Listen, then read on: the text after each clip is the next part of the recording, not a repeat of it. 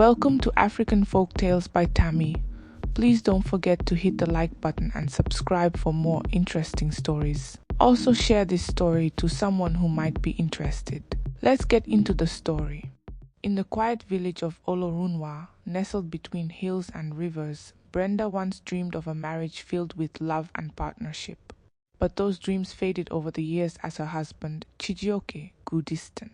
Once a doting husband, he had become a man preoccupied with wealth and status, ignoring the very woman who had stood by him during his humble beginnings. Brenda, now 35, bore the weight of loneliness like a second skin. Every morning she prepared meals that Chijioke barely touched and cleaned a home that felt less hers and more like a prison. The walls whispered stories of abandonment as Chijioke stayed out late, claiming business meetings and deals in distant cities. Brenda knew better. Whispers from neighbors and her instincts told her the truth. Her husband was drowning in a web of lies, debts, and infidelity. One evening as Brenda served dinner, Chijioke glanced at her with irritation. "Why must you always nag me about coming home late?" he snapped, brushing off her concern as if it were dust. Brenda's heart broke, but she masked her pain with a smile. "I only ask because I care, Chijioke," she said softly, her voice steady despite the turmoil within. He scoffed and muttered under his breath before retreating to his room. Brenda remained in the dining area, her mind racing. Something had shifted in her over the past few months. She had grown tired of enduring Chijioke's neglect.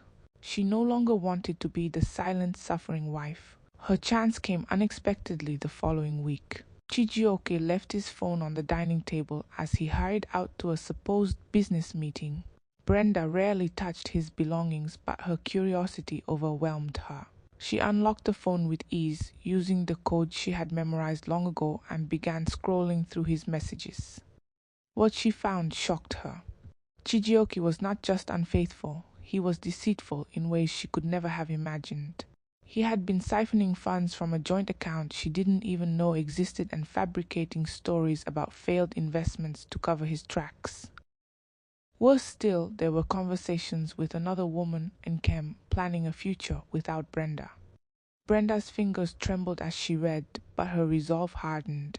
This was her turning point. She wasn't going to confront Chijioke immediately. No, she was going to play along, observe and strike when he least expected it. That night, as Chijioke returned and kissed her cheek absent-mindedly, Brenda smiled, a smile so calm and sweet it betrayed none of her plans. The stage was set, and the first piece of her intricate game had fallen into place. As she lay in bed beside her husband, she whispered silently to herself, "You've underestimated me, Chijioke." But not for much longer. The next morning, Brenda awoke with a renewed sense of purpose. For years, she had played the role of a dutiful wife, masking her pain with grace. But now she was determined to take control of her life. Chijioke might have built a fortress of lies, but she was prepared to dismantle it brick by brick. She began by studying him carefully. Chijioke was a creature of habit, and Brenda knew his routines well. He left for work at 7 a.m., returned late into the night, and always kept his phone close. But now that she had unlocked his secrets, his movements seemed less mysterious and more calculated. After Chijioke left that morning, Brenda made her way to her old trunk in the bedroom. Hidden beneath stacks of fabric was a journal she had kept during the early years of their marriage. It contained every financial decision they had made together, investments, savings, even gifts from family. She pored over the entries, cross-referencing them with the messages she had seen on his phone. The discrepancies were glaring. Chijioke had drained their accounts far more than she had realized. Determined to learn more, Brenda visited the market later that day, slipping into the noisy crowds unnoticed. Her destination was a small shop owned by her childhood friend, Emeka. Emeka was sharp and well-connected in Olorunwa. If anyone could uncover Chijioke's secrets, it was him. "Emeka, I need your help," she said, her voice firm but low. Emeka looked up from his ledger, surprised by the urgency in her tone. "What's wrong, Brenda?" She hesitated, then explained everything. Chijioke's deceit, the mysterious joint account, and the messages she had found. Emeka's expression darkened as he listened. "I'll look into it," he promised. "But you must be careful, Brenda. Men like Chijioke don't take kindly to being outsmarted. I'm not afraid, she replied, though her heart raced. He needs to know he's not invincible. Over the next week, Emeka provided Brenda with valuable information. Chijioke had been diverting money into offshore accounts and was planning to invest heavily in a fraudulent business scheme with a man named Femi, a known swindler in neighboring Ibadanra. Armed with this knowledge, Brenda began to set her plan in motion. She cooked Chijioke's favorite meals, greeted him with warm smiles, and even complimented him on his hard work. He grew more relaxed, assuming Brenda was none the wiser. But one night, as they sat at the dinner table, Brenda casually mentioned, "I heard Femi's name at the market today. Isn't he the one you're partnering with?" Chijioke froze, his fork hovering midair. His eyes darted to Brenda's, searching for clues. "How do you know about Femi?" he asked, his voice tight. Brenda shrugged, her expression serene. "Oh, just market gossip. Is everything okay?" Chijioke forced a laugh. "Of course, everything is fine." But that night, as Chijioke lay restless beside her, Brenda knew she had planted the first seed of doubt. "Let's see how long it takes before your lies begin to unravel," she thought, her resolve stronger than ever. Brenda rose early the next morning, her heart thumping with anticipation. The tension in the house was palpable after last night's subtle confrontation. Chijioke had barely spoken to her as they got ready for bed, and she could tell he was unsettled. She needed him to stay that way. As he prepared to leave, Brenda handed him his breakfast, her smile warm but calculated. "Don't forget your briefcase," she said sweetly, placing it by the door. Chijioke's eyes narrowed briefly before he thanked her and left. Brenda watched him drive off, the sound of the engine fading into the morning stillness. The moment he was gone, she sprang into action. She knew he kept duplicates of important documents in a locked drawer in their bedroom. Over the years, she had seen him retrieve files but had never thought to investigate. Now, with everything she'd learned, she suspected those papers held more answers. Using a spare key she'd found months ago, Brenda unlocked the drawer and began sifting through its contents. Contracts, receipts, and business correspondence spilled out. One document caught her eye, a contract signed between Chijioke and Femi, detailing their plans to funnel money into a non-existent real estate project.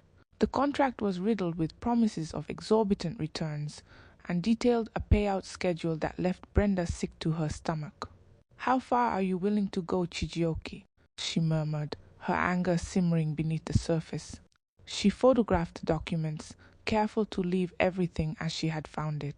Satisfied, she locked the drawer and returned to her usual chores, ensuring nothing seemed out of place when Chijioke returned. That evening, Chijioke walked into the house looking more stressed than usual. His phone buzzed incessantly and he barked orders into it with an urgency Brenda hadn't seen before. She quietly observed him, pretending to be engrossed in folding laundry. As he ended yet another call, he turned to her abruptly. "Brenda, have you been speaking to anyone about me?" "My business dealings?" She feigned surprise, her expression perfectly innocent. "Of course not. Why would I do that?" Chijioke's eyes bored into hers, searching for cracks in her facade. When he found none, he exhaled sharply and muttered, "Never mind."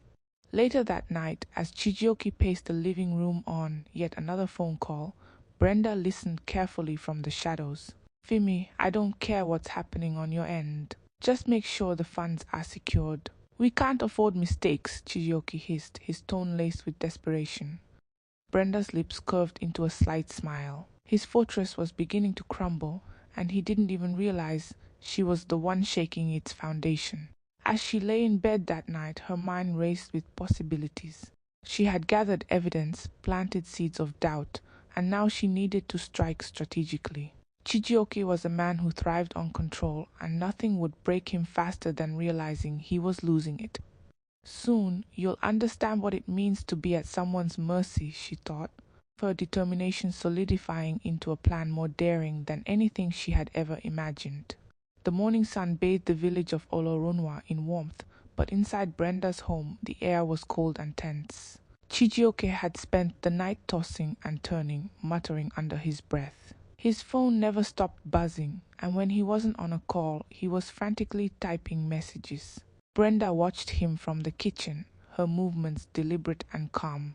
Every clink of the pots and pans seemed to echo louder in the silence, but she didn't mind. She was studying him, memorizing his patterns, and anticipating his next move. After breakfast, Chijioke grabbed his briefcase and prepared to leave.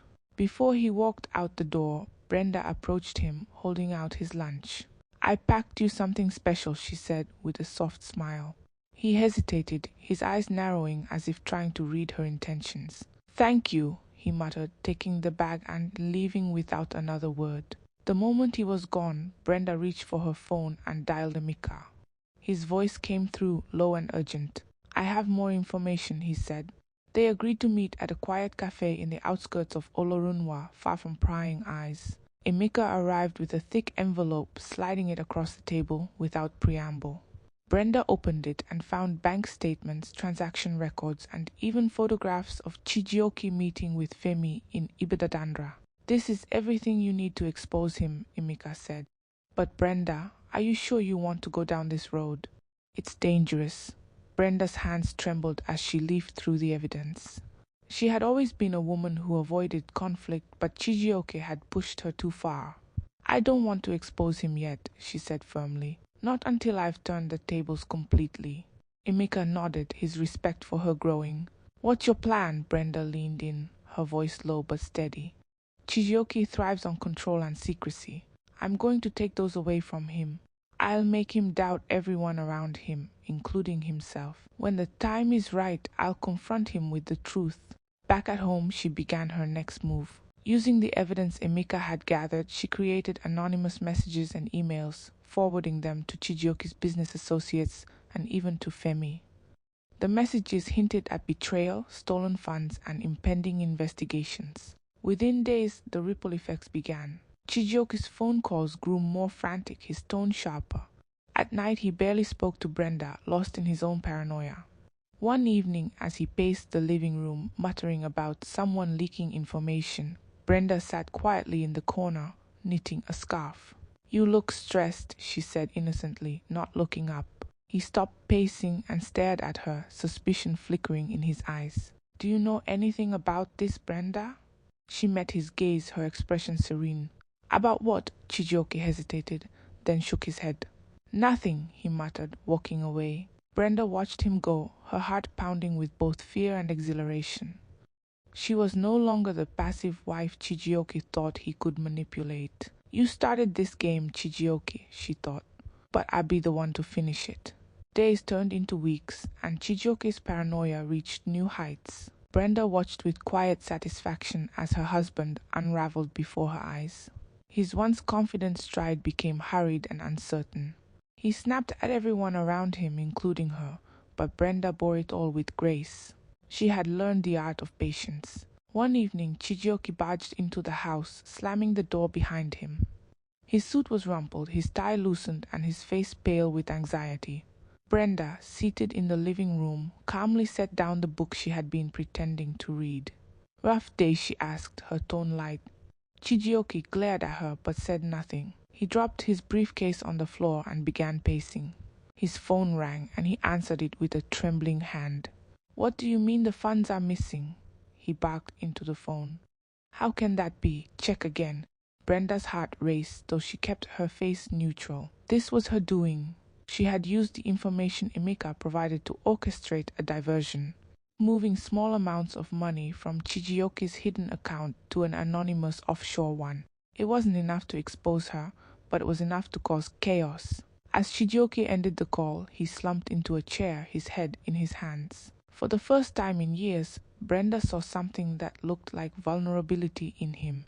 She almost felt pity, but then she remembered the years of neglect and deceit. "You seem troubled, Chijioke," she said softly, walking over to him. She placed a hand on his shoulder, and he flinched at her touch. "I don't want to talk about it," he snapped. Brenda stepped back, her expression serene. "I'm only trying to help. You've been so stressed lately. Is there something I should know?" Chijioke looked up at her, his eyes filled with suspicion. "Why do you keep asking questions? Do you think I don't notice? Always watching me, always prying." Brenda tilted her head, feigning hurt. "I'm your wife, Chijioke. If I don't care about you, who will? He said nothing, but his silence spoke volumes. Brenda knew the seeds of doubt she had planted were beginning to sprout. Later that night, as Chijioke slept fitfully beside her, Brenda crept out of bed. She retrieved her phone and sent another anonymous message, this time to Femi. Your partner can't be trusted. Look at the transfers again. The next morning, Chijioke received a call that left him visibly shaken. Femi thinks I'm stealing from him, he muttered to himself, pacing the room. Brenda sipped her tea, hiding her smirk behind the rim of the cup. The cracks are widening, Chijioke, she thought, and soon they'll swallow you whole. The chaos Brenda had orchestrated was escalating faster than she anticipated. Chijioke's restless energy filled the house like a storm cloud. Each day his calls grew angrier, his voice louder, and his trust in everyone around him thinner. He barely ate, barely slept, and when he wasn't pacing, he was furiously typing on his laptop. One evening, he returned home earlier than usual, his face drawn and his shirt damp with sweat. Brenda watched from the kitchen as he rummaged through his briefcase, pulling out documents and spreading them across the dining table. She approached cautiously, carrying a glass of water. Here, she said, placing it beside him. He glanced at her, his expression guarded. What do you want, Brenda? She feigned concern, sitting across from him. I want to help you. You've been so tense lately. Whatever's going on, maybe I can lighten the burden. Chijioke's lips twitched into what might have been a smile, but it was gone as quickly as it came. You wouldn't understand, he muttered, shuffling the papers. Brenda leaned forward, her eyes earnest. Try me. You underestimate me, Chijioke. I may not know much about business, but I know how to listen. Something in her tone must have softened him because he exhaled heavily and leaned back in his chair. It's Femi, he admitted reluctantly. He thinks I've been stealing from our joint account. I haven't, but someone's been tampering with the funds, and now everything's falling apart. Brenda's heart raced, but she maintained her composure. That sounds serious, she said, her voice steady. Have you spoken to him directly? Chijioke scoffed. He doesn't trust me anymore. He's threatening to pull out of the deal. Brenda nodded slowly, as if contemplating his words. Then, with calculated precision, she said, Maybe it's someone else trying to sabotage you. Have you considered that? Chijioke froze, his eyes narrowing. What do you mean? She shrugged, her expression innocent. You're a successful man, Chijioke. Someone could be jealous or trying to ruin your reputation. Do you have any enemies? He leaned forward, his mind racing. You're right, it could be anyone. Femi's circle is full of vultures. Brenda smiled inwardly. The seed had been planted. The following day she visited Emeka again, handing him another envelope of instructions. This time she wanted to send an anonymous tip to Femi's closest ally, suggesting that Chijioke was planning to cut him out of the deal entirely. By the time Chijioke returned home that night, he was a shadow of himself. He didn't even glance at Brenda as he marched into the bedroom, slamming the door behind him. Brenda sat in the living room, her hands clasped tightly in her lap. She had positioned herself as his only confidant, the one person he could turn to. But as the walls closed in on him, she was preparing her final move. Trust me, Chijioke, she thought, her resolve unshaken. You won't see this coming. Chijioke's anxiety had transformed into a volatile storm. His once polished demeanor was now frayed, and his every move seemed dictated by desperation. Brenda observed him silently, always calm, always composed, as if she were a steady rock amidst his chaos. She had mastered the art of appearing supportive while feeding his growing paranoia. One night, as Chijioke slumped on the sofa, nursing a glass of whiskey, he called out to her, Brenda, come here. She approached him cautiously, wiping her hands on a kitchen towel. What is it, Chijioke? He gestured for her to sit, his eyes bloodshot and tired. Do you think someone in my circle is betraying me? Brenda tilted her head, pretending to consider the question. It's possible. Business is ruthless, isn't it? The people closest to you are often the ones to watch. Chijioke sighed, running a hand through his disheveled hair. Femi called today. He said someone sent him a message claiming I'm planning to cut him out of the deal. Brenda's heart skipped a beat, but her face betrayed nothing. That's ridiculous. Why would you do that? Exactly, he exclaimed, slamming the glass onto the table. But now he doesn't trust me. He's demanding proof that I'm not involved. Brenda placed a hand on his arm, her touch gentle but firm. Maybe it's time to distance yourself from Femi. If he doesn't trust you, working with him might not be worth the risk. Chijioke stared at her, his jaw tightening. I can't afford to lose this deal, Brenda. Too much is at stake. Then prove your innocence, she said simply, her voice calm. Show him you're not behind this. Chijioke nodded slowly as if her words were a lifeline. He didn't know that Brenda had already laid the groundwork for Femi to cut ties with him completely. The next day, Chijioke drove to Ibadandre to confront Femi in person. Brenda used the opportunity to meet with Emeka again, this time to retrieve the final piece of her plan. Are you sure about this, Brenda? Emeka asked as he handed her a sealed folder. I'm sure, she said, her voice resolute. This is the final step. When Chijioke returned that evening, he was livid. Femi is pulling out, he growled, throwing his jacket onto a chair. He doesn't believe a word I say, Brenda feigned concern. What will you do now? I'll fix this, he snapped, pacing the room. But there was no conviction in his voice. As he stormed into the bedroom, Brenda sat on the sofa, clutching the folder Emeka had given her. Inside were the documents that would destroy Chijioke completely, evidence of his fraudulent activities, his lies, and the money he had stolen not just from their marriage, but from others. The time to act was drawing near. Chijioke was unraveling, and Brenda was ready to tighten the noose. You've always underestimated me, Chijioke, she thought, her grip on the folder tightening. But that ends now. Chijioke's descent into chaos was accelerating, and Brenda knew the moment she had been waiting for was near. The man who had once carried himself with pride and confidence was now a hollow shell, consumed by suspicion and fear. She had carefully orchestrated his downfall, but the final act required precision. The next morning, Chijioke sat at the dining table, staring blankly at his untouched breakfast. His phone buzzed incessantly, but he ignored it. Brenda placed a hand on his shoulder, her expression calm.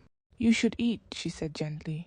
He swatted her hand away. I don't need your pity, Brenda, he snapped. She stepped back, her face impassive. I'm only trying to help, but if you'd rather face this alone, so be it. Her words stung, and Chijioke's glare softened. He exhaled shakily, running a hand down his face. I'm sorry, he muttered. I didn't mean to. It's fine, she interrupted, her tone even. I understand you're under a lot of pressure. Chijioke nodded, his head heavy with defeat. Femi is spreading rumors. He's telling everyone I'm a thief, that I've been siphoning funds. I can't even get my business partners to answer my calls anymore. Brenda sat across from him, her hands folded neatly in her lap. Do you have proof to clear your name? He shook his head. Everything's gone. The accounts are empty, and I don't even know how it happened. Brenda fought to keep her composure.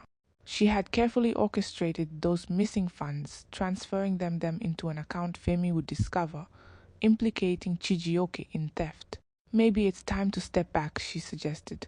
Let things settle before you make your next move. Chijioke's eyes lit up with a sudden thought. No, I can't do that. I need leverage, something to prove my innocence. Brenda leaned forward, her voice low and measured. And what if you don't find it? What if the people you trusted have already turned their backs on you? Chijioke froze, her words striking a chord he couldn't ignore. He looked at her, his face crumpling with despair. What do I do, Brenda? Tell me what to do. For a moment, Brenda almost felt sorry for him. But then she remembered the years of neglect, the lies, the betrayal. This was her moment to reclaim her power. She stood, her voice calm but firm. You fix this by facing the truth, Chijioke. Admit what you've done, and maybe you'll find a way out of this mess. Chijioke's eyes widened, panic flashing across his face. What are you saying? Brenda stared at him, her expression unreadable. I'm saying the truth always finds a way to come out, whether you're ready for it or not. As she walked away, she felt his gaze burning into her back. He didn't know it yet, but the final act of her plan was already in motion. By the end of the week, Chijioke's carefully constructed world would crumble completely. You've had your time, Chijioke, she thought, closing the bedroom door behind her. Now it's mine. Chijioke was unraveling, and Brenda could see it clearly. His movements were erratic, his once commanding voice now shaky, and his confidence shattered. He barely left the house anymore, too afraid of the whispers he imagined followed him everywhere. For Brenda, this was exactly what she needed, a man desperate enough to overlook the obvious, a man who could no longer trust his instincts. That evening she approached him cautiously as he sat in the dimly lit living room, his head buried in his hands. A glass of untouched whiskey sat on the table in front of him. He didn't even acknowledge her presence until she cleared her throat. "Chijioke," she began, her voice soft yet deliberate. "You can't go on like this. If you don't act now, everything you've built will fall apart." He looked up at her, his eyes red and swollen. "Do you think I don't know that?" he snapped, his voice cracking. "Everything is slipping through my fingers, Brenda. Fimi is spreading lies, the investors have abandoned me, and now I'm hearing rumors about legal action." Brenda placed a hand on her chest, feigning concern. "Legal action from who?" "From the investors," Chijioke groaned, slamming his fist on the table. "They think I stole from them. They think I'm a fraud." Brenda sat down across from him, her expression calm. "Chijioke, maybe this is a sign. Maybe you need to be honest with yourself and with me. What really happened with Fimi? With the investors?" Chijioke froze, his gaze darting around the room as if searching for an escape. He shook his head vehemently. "I didn't do anything wrong. They're the ones who betrayed me." Brenda sighed, her voice heavy with faint disappointment. "Chijioke, you need to stop lying to yourself. If you keep this up, there won't be anything left to save." Her words seemed to hit him like a blow.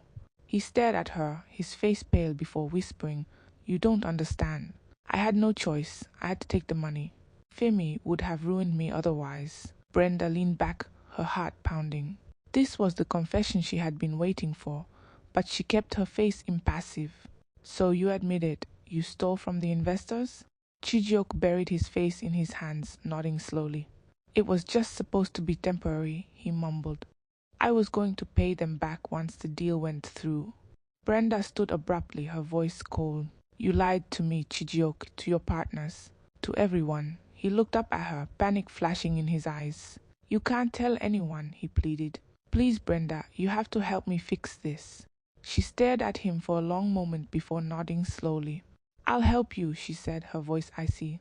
"But on one condition, you hand over control of all our assets to me." Completely, Chijioke gaped at her, his face a mask of disbelief. "What are you talking about?" Brenda leaned in, her eyes cold and unyielding. "If I'm going to clean up your mess, I need full control. Otherwise, you're on your own." For the first time, Chijioke seemed to realize the depths of the trap he was in. He nodded slowly, defeated. "Fine," he whispered, "you'll have everything." As he slumped back into his chair, Brenda walked away, a victorious smile spreading across her face. "It's over, Chijioke," she thought. "You just handed me everything." The sun rose over Olorunwa, casting a golden hue over the village, but inside Brenda's home a storm was brewing. Chijioke's surrender the night before had set the stage for Brenda's final act. As he slept fitfully in their room, she moved with purpose, preparing for what would be the most pivotal day of her life. By midday, Brenda had finalized the legal documents that Emeka had helped her procure. The papers effectively transferred ownership of all their joint assets, properties, accounts, and investments into her name. She had ensured everything was airtight, leaving no room for Chijioke to challenge her later. As she placed the documents into her bag, Chijioke emerged from the bedroom, his eyes hollow and his shoulders slumped. He looked like a man on the brink of collapse. "Did you mean what you said last night?" he asked, his voice barely above a whisper. Brenda turned to him, her expression calm but firm. "Every word. If I'm going to fix this mess, I need control." Chijioke nodded slowly, his defeat palpable. "Fine, let's do it." Together they left the house and headed to the office of Barrister Afolayan, a trusted lawyer in Olorunwa. The barrister greeted them warmly, unaware of the tension that simmered between the couple. As they sat across from him, Brenda slid the documents across the table. "These are the terms," she said, her voice steady. "Chijioke has agreed to transfer all assets to me. It's the only way to ensure everything is properly managed and restored." Barrister Afolayan raised an eyebrow, looking at Chijioke for confirmation. The man hesitated for a moment, then nodded. It's true, I consent. The lawyer reviewed the documents, ensuring everything was in order before handing them to Chijioke for his signature. Brenda watched as her husband signed each page with trembling hands. With every stroke of the pen, she felt her grip on her life and her freedom tighten. When it was done, Barrister Afolayan stamped the papers, making them official. Congratulations, Mrs. Brenda Chijioke, he said with a smile. You now have full authority over your household's assets. Chijioke said nothing as they left the office, his silence heavy. Once they were outside, Brenda turned to him, her eyes sharp. You've made the right choice, Chijioke. Now go home and rest. I have business to attend to. Chijioke nodded mutely and trudged away, his head bowed. Brenda watched him go before pulling out her phone and dialing Emeka. It's done, she said simply. Good, Emeka replied. What's next? Brenda's lips curled into a smile. I'm liquidating everything. I'll keep what's necessary and donate the rest. Chijioke won't have a single kobo left to his name. By the time Chijioke realized what she had done, it was too late. His accounts were empty, his properties sold, and his reputation destroyed. He was left with nothing but the clothes on his back and the weight of his own mistakes. Brenda, on the other hand, flourished. With her newfound freedom, she rebuilt her life, ensuring she would never again be at the mercy of another person's lies. You underestimated me, Chijioke, she thought as she stood on the balcony of her new home, the wind sweeping through her hair. And now you've paid the price. We've come to the end of this story. Please subscribe to my channel to support me. Thank you.